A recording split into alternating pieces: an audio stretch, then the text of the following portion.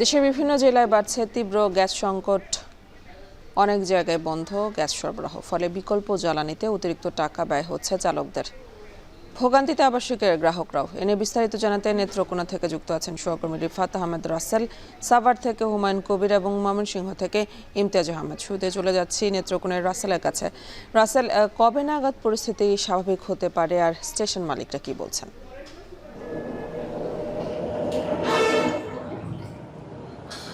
এলি গত ৯ দিন ধরে কিন্তু নেত্রকোনার যে গ্যাস সরবরাহ সেই গ্যাস সরবরাহ কিন্তু পুরোপুরি বন্ধ রয়েছে। ফলে নেত্রকোনা জেলার তিতাসের যে ৫,৫০০ গ্রাহক রয়েছে তারা কিন্তু চরম দুর্ভোগে পড়েছে।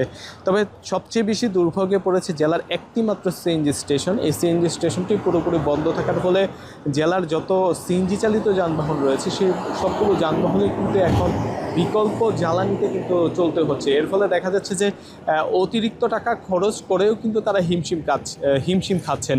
আমরা তিতাস কর্তৃপক্ষের সাথে কথা বলেছিলাম, তারা যেমনটি জানিয়েছেন যে আসলে এই গ্যাসের সংকট সারা দেশেই চলমান রয়েছে। সেই সংকট নিরসনে কিন্তু তাদের যে ঊর্ধ্বতন কর্মকর্তা রয়েছেন তারা কিন্তু কাজ করছেন। তবে কবে নাগাদ এই সংকট নিরসন হবে বা সুনির্দিষ্ট কোনো তারিখ কিন্তু তারা বলতে পারছেন না।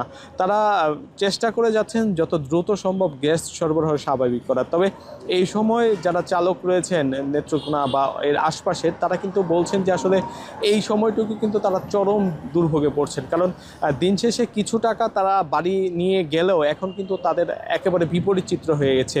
সারাদিন যে টাকা তারা আয় করছেন তার থেকে কিন্তু ব্যয় বেশি হচ্ছে।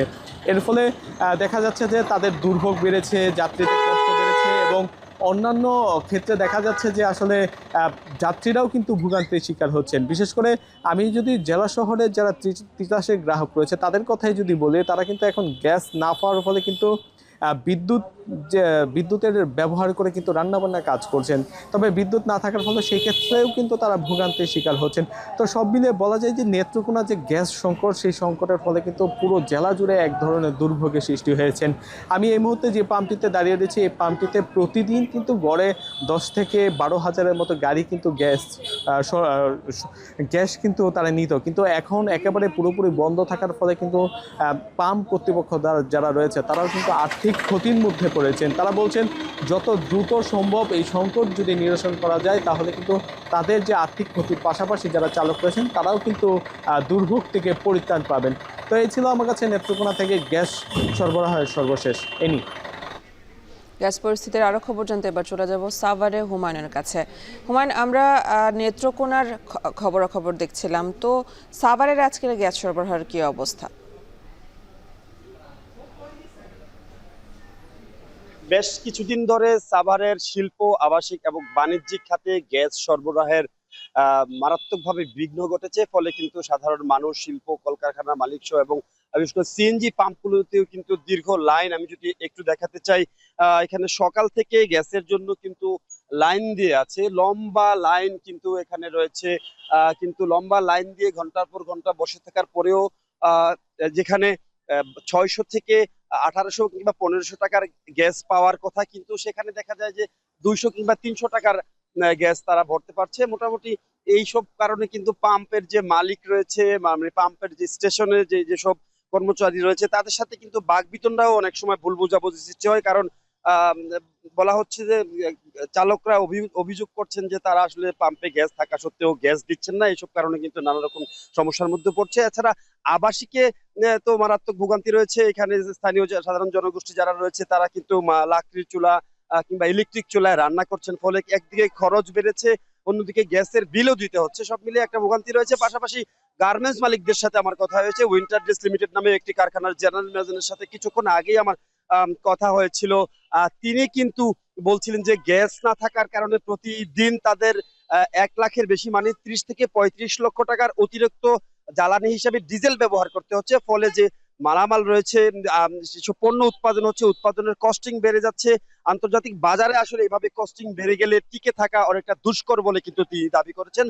কোন রকম কালক্ষেপণ ছাড়াই আসলে সংশ্লিষ্ট যারা রয়েছে জাতীয় গ্রিডে গ্যাসের সরবরাহ, গ্যাসের চাপকে নিশ্চিত করার জন্য কিন্তু তাই তিনি দাবি জানিয়েছেন। একটু যুক্ত করতে চাচ্ছি যে যেমনটি দেখাচ্ছিলাম, এই মাত্রই কিন্তু গ্যাস নাই, মানে বন্ধ বলে কিন্তু একটি সাইনবোর্ড টানিয়ে দেওয়া হয়েছে। মানে আর তারা এখন আর গ্যাস দিতে পারবে না, গ্যাসের একেবারেই কিন্তু চাপ নেই।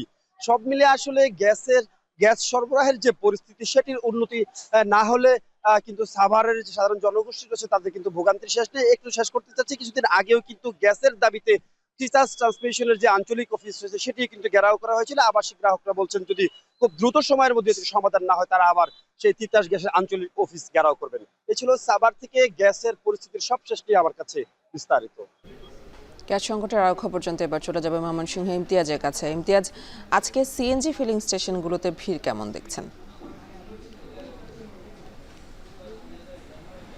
যদি বলি ময়মনসিংহের পুরো বিভাগের অবস্থায় কিন্তু একটা বিপর্যস্ত অবস্থায় গ্যাস সংকটের কারণে ময়মনসিংহে যেটা আমরা দেখতে পাচ্ছি যে বাসাবাড়ি গ্যাস থেকে শুরু করে সিএনজি ফিলিং স্টেশন এবং শিল্পাঞ্চল ভালুকা সেখানেও কিন্তু তীব্র গ্যাসের সংকট রয়েছে এবং সকাল থেকে ফিলিং স্টেশনগুলোতে তীব্র ভিড় আমরা দেখতে পাচ্ছি যে সিএনজি চালিত অটোরিকশাগুলো। একমাত্র এই শহরের 6টি সিএনজি ফিলিং স্টেশনের মধ্যে একমাত্র ইন্টাকো যে ন্যাচারাল গ্যাস স্টেশন রয়েছে সেখানে 2-3 ঘন্টা পরপর 20 মিনিটের জন্য চাপ পাচ্ছেন তারা এবং 70 থেকে 80 টাকা পর্যন্ত সর্বোচ্চ তারা গ্যাস দিতে পারছেন এবং এই একটি মাত্র সিএনজি স্টেশন এখানে একমাত্র খোলা রয়েছে আর সবগুলো বন্ধ রয়েছে। চালকরা যেটা বলছেন এবং পাম্প মালিকরাও যেটা বলছেন যে তাদের পাশাপাশি যদি আর 2-1টি পাম্প খোলা রাখতো তাহলে হয়তো চাপটা কিছু কমে যেত। এখন কী কারণে তারা বন্ধ রেখেছেন এই বিষয়ে কিন্তু সুনির্দিষ্ট কোনো ব্যাখ্যা পাওয়া যাচ্ছে না। বেশিরভাগ ফিলিং স্টেশন কিন্তু বন্ধ রয়েছে এবং দীর্ঘ সময় 3 ঘন্টা 4 ঘন্টা 5 ঘন্টা করে অপেক্ষায় রয়েছে সিএনজি যারা চালক রয়েছেন এবং প্রাইভেট কার, ব্যক্তিগত প্রাইভেট কার নিয়ে এবং বিভিন্ন যে গন্তব্যের উদ্দেশ্যে যাত্রা করা যাত্রীরা রয়েছেন বিভিন্ন মাইক্রোবাসে। তারা যেটা বলছেন যে তারা সুনির্দিষ্টভাবে জানতে পারছেন না আসলে কবে নাগাদ এই সমস্যাটির সমাধান হবে। যে পরিমাণ গ্যাস তারা পাচ্ছে সে পরিমাণ গ্যাস দিয়ে তারা সর্বোচ্চ কোনো একটি উপজেলা পর্যন্ত যেতে পারছেন, কিন্তু উপজেলা থেকে ফিরে আসার মতো গ্যাস তারা পাচ্ছেন না। কিন্তু তারপরেও তারা ঘন্টার পর ঘন্টা অপেক্ষা করছেন। অনেকেই, যেটা আগেও আমরা বারবার বলার চেষ্টা করছি, যারা সিএনজি চালক রয়েছেন, তার ড্রাইভার রয়েছেন, তারা কিন্তু খুবই মানবতার জীবনযাপন করছেন। তারা ভাড়া মারতে পারছেন না, আমদানি দিতে পারছেন না, লোনের কিস্তি রয়েছে, বিভিন্ন সমস্যায় কিন্তু তারা জর্জরিত এবং এখানে তারা অপেক্ষার যে প্রহর সেটি কিন্তু একেবারেই ফুরাচ্ছে না। প্রচুর ভিড়, অন্তত 4 থেকে 500 যানবাহন এই একটি মতো সিএনজি যেহেতু খোলা রয়েছে ময়মনসিংহে সেখানে কিন্তু ভিড় করছে এবং দীর্ঘ সারি আসলে এই বিশেষ করে এই ময়মনসিংহে জেলায় প্রায় 30,000-এর মতো সিএনজি অটোরিকশা চলে, যেগুলো বেশিরভাগই বিভিন্ন জেলা থেকে উপজেলা থেকে সেই সিএনজিগুলো আসে এবং যার কারণে আমরা দেখতে পাচ্ছি যে এখানে অপেক্ষার সারিটাও কিন্তু খুব দীর্ঘ এবং কখন নাগাদ তারা গ্যাস পাবেন এবং সেটি কিন্তু একেবারে বলা যাচ্ছে না এবং সেই অপেক্ষা কিন্তু তারা প্রহর গুনছেনই এবং আমরা দেখতে পাচ্ছি যে তারা বসে রয়েছেন রোদের মধ্যে, কষ্ট করছেন এবং তাদের পরিবার চালাতে এখন খুব বেগ পেতে হচ্ছে, কষ্ট করতে হচ্ছে এবং তারা যেটা জানাচ্ছিলেন এবং তারা বলছিলেন যে একটা সুনির্দিষ্ট ব্যাখ্যা যদি থাকতো কবে নাগাদ এটি সরবরাহ হবে স্বাভাবিকভাবে সেটি তারা আসলে সুনির্দিষ্টভাবে জানতে চান। অন্যদিকে যদি বলি যে ভালুকা শিল্পাঞ্চল এলাকা এবং বাংলাদেশের অর্থনীতিতে খুব বড় ভূমিকা রাখে, সেখানে ওষুধ শিল্প থেকে শুরু করে পোশাক কারখানাগুলো রয়েছে, সেখানে গ্যাসের চাপ কম থাকা উৎপাদনে কিন্তু চরমভাবে ব্যাহত হচ্ছে। তো সব মিলিয়ে একটা বিপর্যস্ত অবস্থা বিরাজ করছে এবং খুব শীঘ্রই যে এটার কোনো একটা সমাধান পথ আমরা কর্তৃপক্ষের কাছ থেকেও কিন্তু আমরা পাচ্ছি না। তো সব মিলিয়ে এই অবস্থায় চলছে। দেশের গ্যাস পরিস্থিতির খবর জানাচ্ছিলেন সহকর্মীরা।